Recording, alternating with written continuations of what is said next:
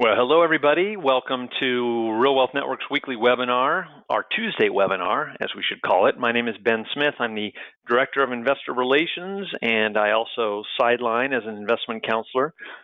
It's more than a sideline, actually. It's fairly substantial, but happy to be here. Happy you guys could join us.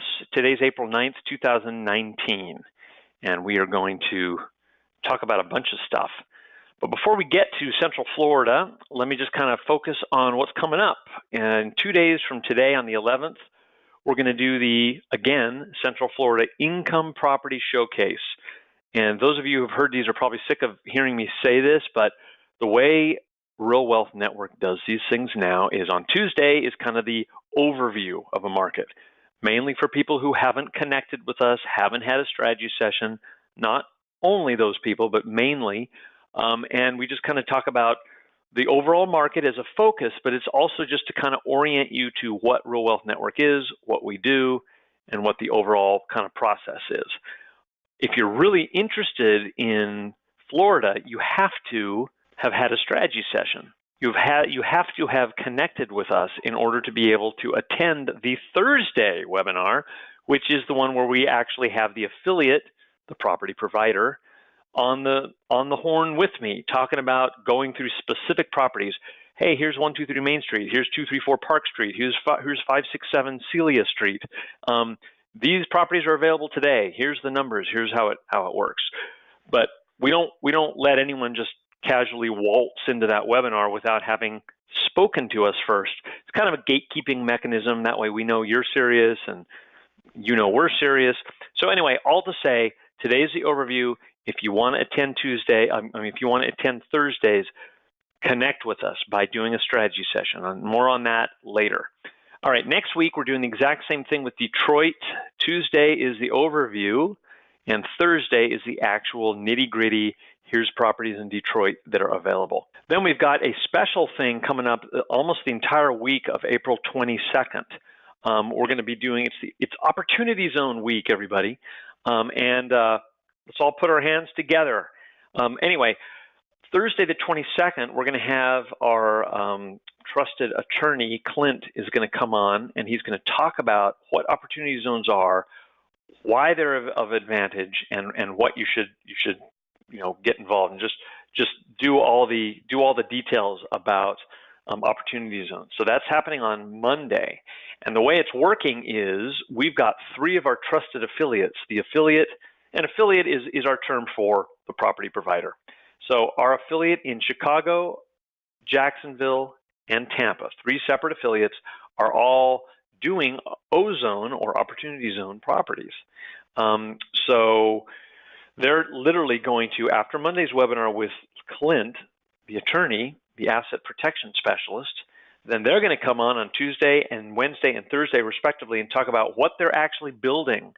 And they're buying lots and they're going to build homes, and what you need to do is set up an LLC. And anyway, it's a really interesting scenario. And so if you could try to have your strategy session and book those, because those, again, all those are not going to be open to everybody. They're only going to be open to those of you who have taken the time and made the effort to connect with us. And it's pretty easy to do so, but it's essentially a filter mechanism, if that makes sense. All right, our next live event is happening in 1 month, Saturday, May 4th, a little bit less than 1 month, actually. Saturday, May 4th in San Mateo, California, from 11 to 4, and Sunday, May 5th in Los Angeles from 12 to 5 p.m. And, it's a big one, essentially. We've got 5 hours each. And we're giving it an extra hour because look at all the different teams: Huntsville, Montgomery, Cincinnati, Albuquerque, Houston, Dallas, and Central Florida. So that's 7 different groups. Actually, the Huntsville and Montgomery is the same group, but it's 2 separate markets. And believe it or not, Albuquerque and Houston is the same affiliate, but completely separate markets. In fact, 2 separate states. So anyway, 7 different markets. Each one of them is going to have a certain amount of time. We'll take the occasional break. I'll be doing the intro, at least up in Northern California. I'm not going to be at the Los Angeles one, but we've got Aristotle and Kathy Fetke will most likely be at one or both of those. So hope that you can attend that and register if you can. Alrighty, there's me. I've been doing this for about 28 years. Thank you, Sells, for updating that. It used to say 25. Bought and rehabbed 20 properties in California, Arizona. I've since kind of moved east, and I don't do the rehabbing anymore. I flirted with fix and flipping back in 12 and 13, and that was really fun. It was a blast, but then the market, too many people piled in, and people were paying retail to buy houses that were shut. You couldn't even look inside the windows, so it just became way too risky. But right now I've got 12 doors scattered around 3 states: Pennsylvania, Ohio, and Florida. And I'm hoping to expand as we go. I don't want to go too much farther, but I think that's a good number. Around 15 is a good number. All right, there's Rich and Kathy frolicking on the beach. And our purpose, essentially, here at Real Wealth Network is to make real estate investing simple and easy. Not overly simple, but an actual doable scenario that isn't this scary prospect investing in some weird neighborhood 2,000 miles away. So we try to simplify it, help people create passive income so that you can, live life however you want to live your life. So there's Rich on the left, Kathy on the right, and if you hang around long enough, you get to meet them both. They show up for our January events, and obviously Kathy's very high profile, has webinars and podcasts and things. All right, so why Real Wealth Network? What's the big deal? Well, the first thing is we can make plants grow out of stacks of dollars, which is really, really impressive in and of itself. But there's a lot of reasons. First of all, it's free. We don't charge our members anything. When you're ready to invest, all you have to do is just schedule a session with us. First, you talk to our lovely Kathy or Mariah for a pre-strategy session. It's like a 5-minute, maybe 10-minute call, and then one of them will schedule you with one of us, Joe or myself or Aristotle, and we just kind of talk to you about what you want to do, what markets you like, if you have a preference, and if not, we'll help you with that, and how to kind of go about it. And most of our members live in areas that are, either they're really busy, everybody's busy, right? But they're busy and they don't have the time to do the research that would be necessary, or they live in a really expensive area where, a shack costs $1 million, or both. And so we've kind of, taken out the machete and hacked a trail, and then you walk down it. You still got to watch out for bugs. You still got to, step carefully, but at least it's doable and passable. So we also connect you with resources. There's all kinds of resources. There's CPAs, there's lenders, there's just oodles of webinars and podcasts, things on, subjects like opportunity zones and 1031 exchanges and all kinds of things, just for you to hang out with and just soak up all the information. All right, so what are our most important frequently asked questions? First of all, we don't flip houses. We're more of a buy and hold network. Flipping is fun. Like I said earlier, I love doing it, but it's high risk and it's a totally different game. We're more into the buy and hold for the long term type thing. You also, from a cash standpoint, if you plan to purchase property with cash, you need to have about $60K. Emphasis there, with cash. You don't need to have that much if you don't have all cash, but if you plan to not use financing, if you don't want to get a loan, then they start at around 60. If you're planning on using your IRA, individual retirement account, a lot of people do that. I talk to dozens of people a week that are IRA rich but cash poor. So in other words, they have, they've been dutifully putting money into their IRA each and every paycheck for the last 15 years, but they don't really have much spendable cash. So they need to invest in real estate through their IRA. If they want to buy real estate, that's their only option. I did it. A lot of people do it. It's a good option. But if you plan on using your IRA funds, you need to have about $50K, and there's reasons for that, which we won't get into, but basically higher down payments are required. Most people, however, plan on using conventional financing, just your normal garden variety Fannie Freddie loans to buy properties, and in which case you need 20% down. And so a $100,000 property, Oh, that means you'll need $20,000. So a lot more realistic and doable. You also need to have a decent credit score, preferably have a 2-year job history, although that is not a deal breaker. There's plenty of people that get these Fannie Freddie conventional finances that are self-employed.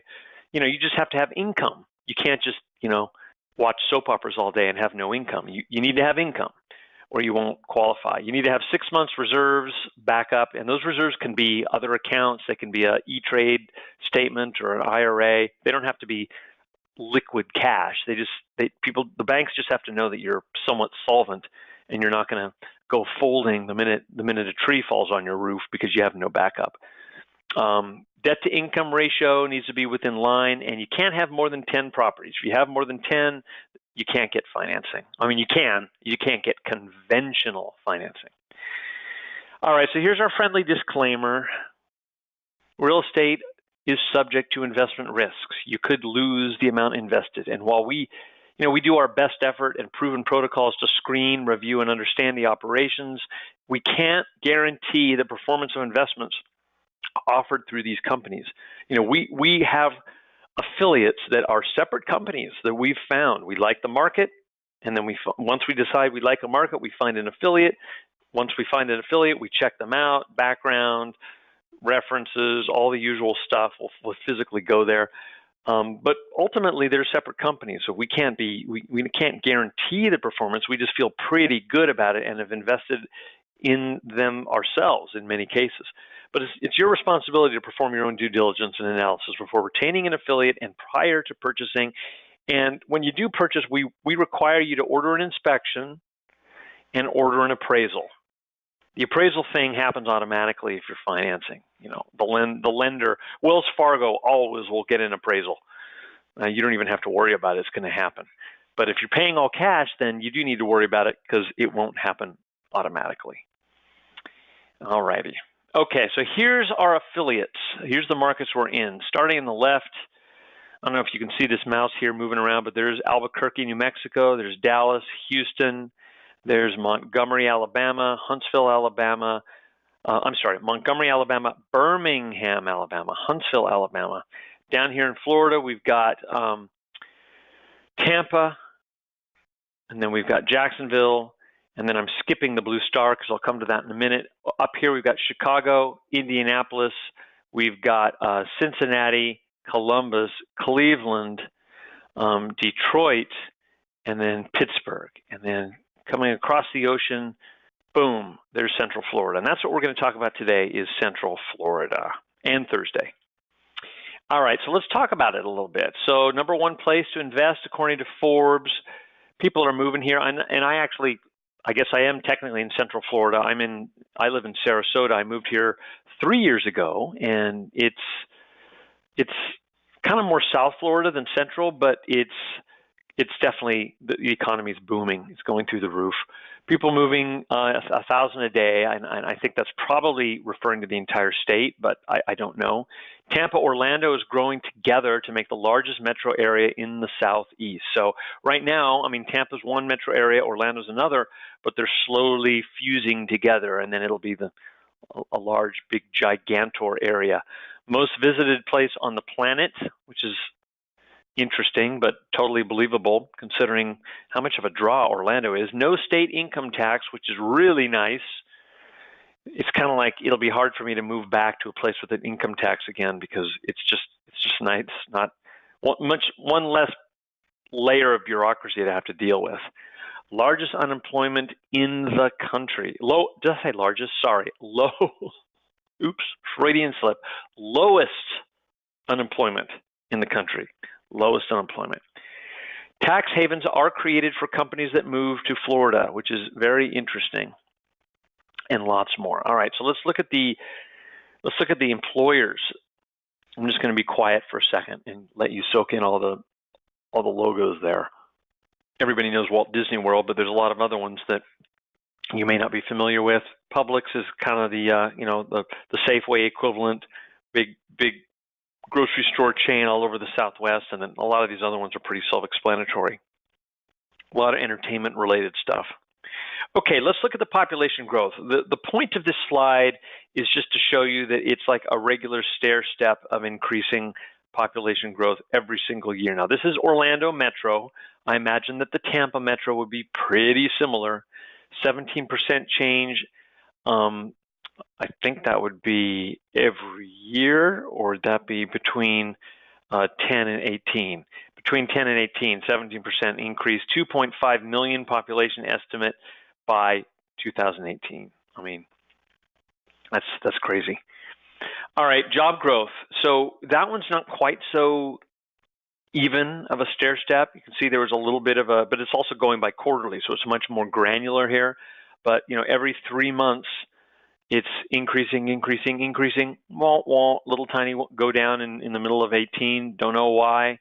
I was here. Didn't seem like things were slowing down, but then it made up for it in this big jump here between June and July. The point is 4.17% annual growth. So fast, but not so fast that your head is spinning.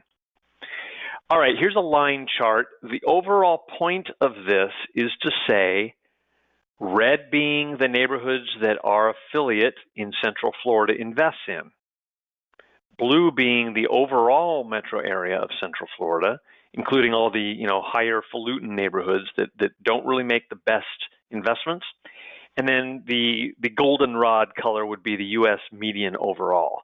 And so you can see, if you just forget red for a second, look at blue versus goldenrod, and Orlando's increased faster than the overall U.S. and is pretty much caught up on a par within $1,000.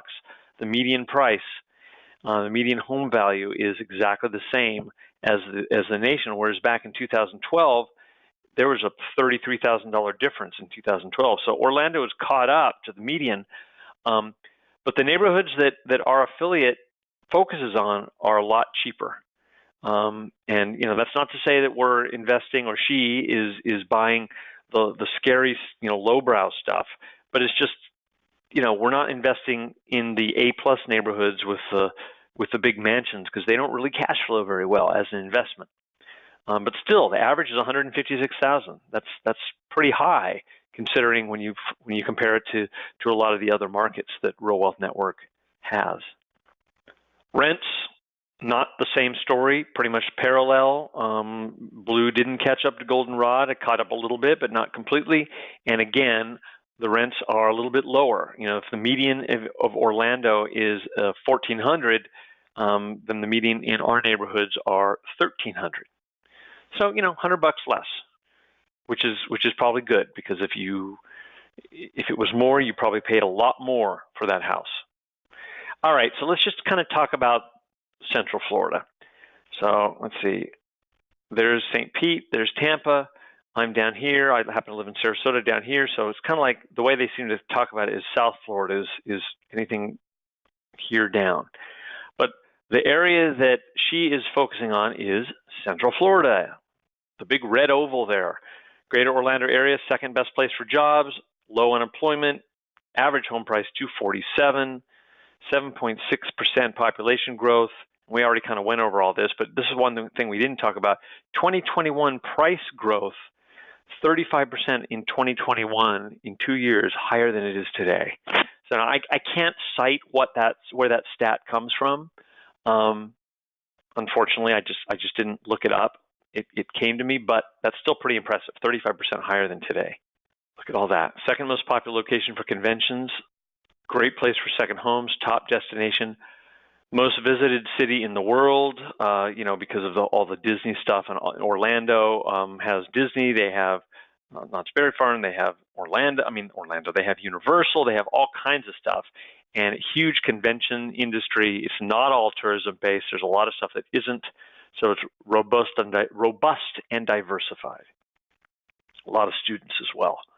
All right, so let's talk about some properties. Now, here's the way this works. These properties are not available now. These are examples.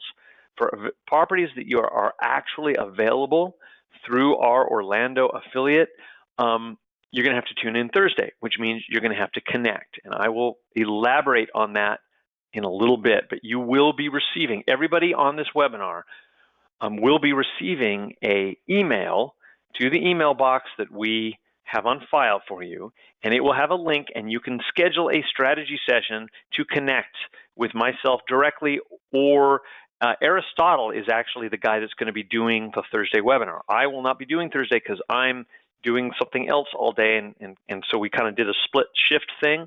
So I'm doing today. Aristotle is going to be doing Thursday along with the affiliate herself and the property manager, all three of them. And so that's going to happen on Thursday. So if you want to connect with us, you'll be connecting with either him or I. All right, so let's talk about properties that are examples. So here's the first one, 4 beds, 2 baths, 1,700 square feet. Looks pretty new, although I don't have a build date. But a lot of this stuff is brand new construction.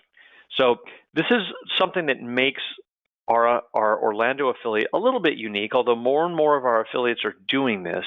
You know, it used to be a few years ago that we, Real Wealth Network, didn't have any new construction. It was all renovating of existing properties. That's because properties were a lot cheaper and it just didn't make economic sense to build. Well, now it does for a couple different reasons. The prices have gone up a little bit, so suddenly you can build, and the cost per square foot, it's feasible to do that, number one. Number two, the foreclosures and stuff, they dried up. I mean, they're still around, obviously, especially in the non-judicial foreclosure states like Florida, but there are a lot less of them than there were in 2009, 10 through 14. So a lot of our affiliates are like, we used to be able to do 15 rehabs every month. Now we're lucky to find 3 that work. So let's focus on building new stuff. So anyway, purchase price for this one, and the column on the left is if you're financing. The column on the right is if you're paying all cash. So all the numbers are the same except for that principal and interest one right in the middle. That's the one that's different, and then also closing costs are a lot lower. The third one from the top. If you're paying all cash, there's a bunch of stuff you don't have to deal with. The lender charges you. So those are the 2 biggies that are different. Everything else should be pretty much the same from the left to the right, except for the monthly cash flow. So let's just walk through this one a little bit more in detail. And the next ones, I'm just going to lapse into an awkward silence, and you can soak up the numbers. So purchase price, $198,000. And we're looking at the down payment of $39,000. We'll just call it $40,000. So you're paying $198,000. You're putting $40,000 down. Closing costs, we just have it at 10%. There is no rehab costs because it's a brand new build.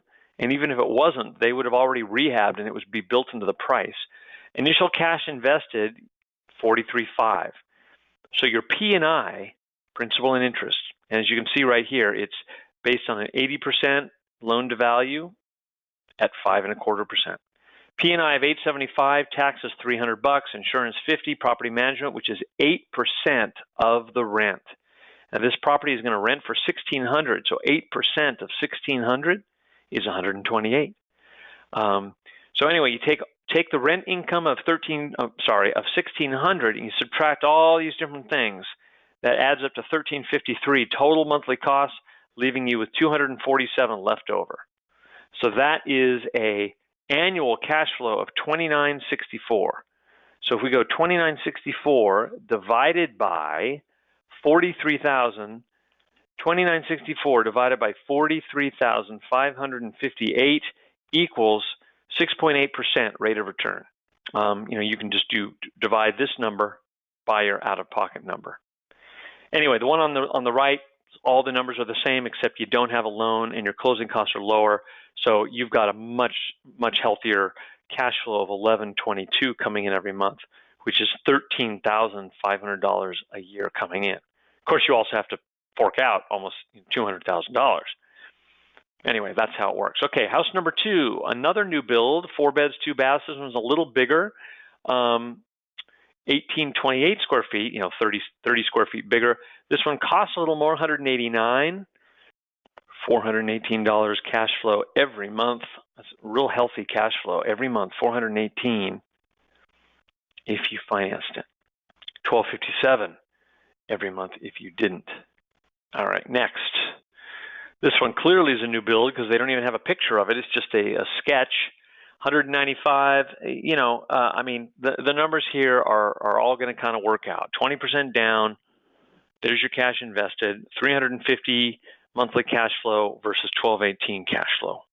And by the way, if anybody has any questions, feel free to just go ahead and enter them in to the little GoToWebinar control box. I see 3 questions from Ed. I will get to those in a moment. Maybe I'll get to them now because we're already there. Questions, comments. All right, so a couple different questions here. Do you find turnkey units and provide property management? Okay, let's kind of define our terms here. Turnkey, I'm assuming that Ed, what you mean is turnkey meaning existing properties that maybe were built 10 or 20 years ago that our affiliate bought and they've renovated. In many markets, that's what they do, yes. In this market, that's not what they do. She is focusing exclusively on new builds. So she goes out, she finds builders that she knows and trusts, and she sees if they would be interested in selling a small percentage, usually 10 or 15% of their builds to investors. And that's a crucial distinction because you don't want to buy into a rental village where everybody is a rental. Historically, developments that have majority owner occupants hold their value better because people who own their own home tend to take better care of them. Not to say that the renter's not taking good care of them, but the renter's not going to spend $1,000 putting fancy blue Kentucky sod in the front yard, most likely, because it's not their house. They might move in a year. So it's just it tends to hold values better. So that's why if you buy a new development, you want to make sure that they're only selling a certain percentage, preferably 10, 15, maybe 20 to investors. So in this situation, no, it's new investment. $50 insurance. Let's see, where did you see that here? Let me see. Boom, boom, boom, boom, boom, boom. Insurance 50. Yeah, that does seem awfully cheap to me, but it's a new construction. It's totally up to code. It's got everything that they need. Usually, when on rental properties that I own, I'm spending like around, I don't know, 550 to 600 maybe. Let's say 550. 550 divided by 12. That's not that much more. So yeah, I think that seems reasonable. About $600 a year for insurance. That seems reasonable, especially for a brand new builder. Obviously, this is an estimate. You can find out what city this is in and call a local insurance broker and go, look, here's the specs for this particular house. Just give me a quote on what insurance would be. It also depends on what deductible you're getting and everything else. All righty, let's see. What's the zip code? I don't know. You'll have to tune in on Thursday where she will give you much more specifics. And like I said, these are just examples, but they're realistic examples. We're not just pulling this. This isn't a bait and switch. These are replicated and good numbers. But on Thursday, she'll actually have numbers. What percentage of the development will be owner occupied? Like I just said, that would be a great question, Kelly. Log in on Thursday and type that in, and we'll see what they say. I'm betting that they will say 15 to 20% will be renters, and 85 to 85% or so owner occupied, maybe 80. Is there a limit for rentals initially? I'm not sure what you mean by that. Is there a limit for rentals? If you can just kind of elaborate, Kelly, I would appreciate it. With no HOA fee, who mows the lawn? Well, the tenant mows the lawn. Now, the way it works, if it's a multifamily, then there's usually common area, CAM, common area maintenance, and the owner would have to be, you'd have to pay a landscaper to mow the lawn. These are single family. And with the single family, the renter needs to mow the lawn or hire a landscaping service like many people do for, $80 a month. It's written into their lease. You are responsible for this. And if you are unable or unwilling to do it, then we'll do it and we'll charge you. All right. Okay. I heard Kevin writes, I've heard Florida has a flood insurance requirement. Is that right? No. Here's the way flood insurance works. You only have to buy flood insurance if you are, number one, in a flood zone, one of the worst flood zones. And I wish I'd memorized it, but there's like 5 or 6 flood zones, and there's only 2 of them that are the most vulnerable. I think there's an A1 and A2 or something like that. I can't remember. And if you own a property in one of those more vulnerable flood zones and you have a mortgage, then yes, the mortgagee, the lender, the bank will make you buy a flood insurance policy. Simple solution to that: don't buy any properties in those flood zones. If most of the properties, and in fact our Tampa affiliate and our Jacksonville affiliate, I would almost say probably most likely our Orlando, Florida, they're not going to buy in those flood zones, because guess what? Having those flood policies pretty much kills cash flow. If you've got an extra insurance policy that's costing you $800 to $1,200 a year, wah, wah, there goes the cash flow. So what's the point? Stay out of the flood zones. And just to kind of answer the next question that this all spurs, is that your normal homeowner's policy, the same one you have at your house in Kansas City or San Francisco or anywhere else, it will cover hurricanes. So it covers, everything but water rising from the ground. It covers wind damage, objects flying through the air, rain damage. It just doesn't cover flood. That's it. So, key, just don't buy in the flood zones. Okay, why no estimate added for vacancy rate and repairs? Maybe lawn mowing. Okay, let me go back to this. Thank you for asking that, because I like to try to point this out. See right here over on this pro forma, it says down here at the bottom, it is also, it is also recommended that buyers set aside reserves for potential vacancies and or maintenance, typically calculated between 3 to 6% of rent. So in this particular example, 1,600 times 3% is $48. 1,600 times 8% or 6% is $96. So basically, set aside between $50 and $100 every month. It's your money, but just set it aside so that when you inevitably have a tenant turnover, you have some money saved up in this account for that.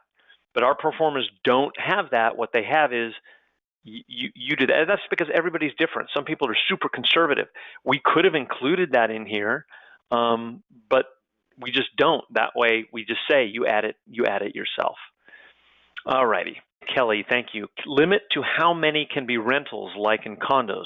I realize they can't really control that after the first sale. Basically, same as first question. Okay. Yeah. Okay. I understand. The HOA, if there was an HOA, might, many times HOAs say, they're only 10% in the development can be non-owner occupied. And if you're the unlucky hapless soul who wants to convert their place to a rental and 10% of other owners have already done that, then they don't let you do it. In this situation, I don't know. If it's in a subdivision, they may have a requirement. But obviously, you're buying it. It's your house. And if there was a requirement like that, then that would be a problem. So it's not an issue. What type of insurance? Just your standard homeowner's insurance. Just, you call Allstate or State Farm or insurance broker and say, hey, I've got a rental property. I've just purchased this property. I need a non-owner occupant or a rental dwelling policy. It's real standard. Just basically the same as your primary residence, your home that you live in, same exact as that policy, only the big difference is you're not insuring contents. So it's a little bit cheaper.